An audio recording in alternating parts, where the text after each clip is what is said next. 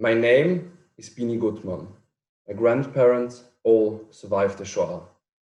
My paternal grandfather lived in a shtetl in Romania. Together with his family, he was deported to Auschwitz. His parents and one sister were killed. He and 4 siblings survived. He ended up in a displaced persons camp in Vienna and helped smuggle survivors to Palestine. His brother made Aliyah in 1948 and died fighting for the state of Israel during the War of Independence. My grandfather ended up staying in Vienna, where he met my grandmother. Through him, I grew up with the stories from the war. My paternal grandmother was born in Vienna in 1930. She remembers the November pogroms, of a synagogue burning down on November 10, 1938. To this day, she says, she can still recall the smell. Her father was deported to Dachau, but miraculously got out. She and her parents left Austria for Shanghai.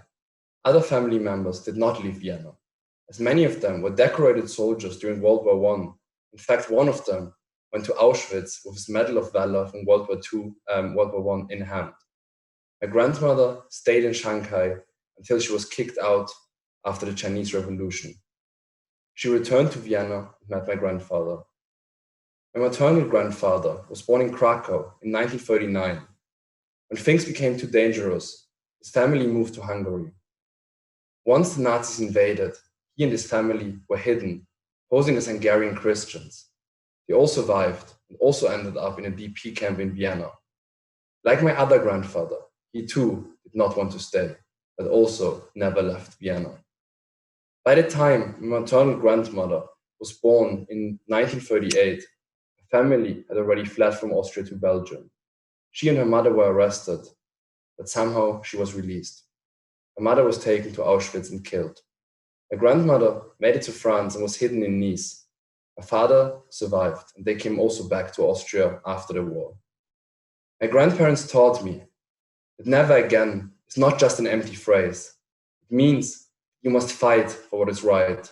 That is why I'm participating in the AGC Virtual Global Forum. And this is why I continue to fight for what I believe in.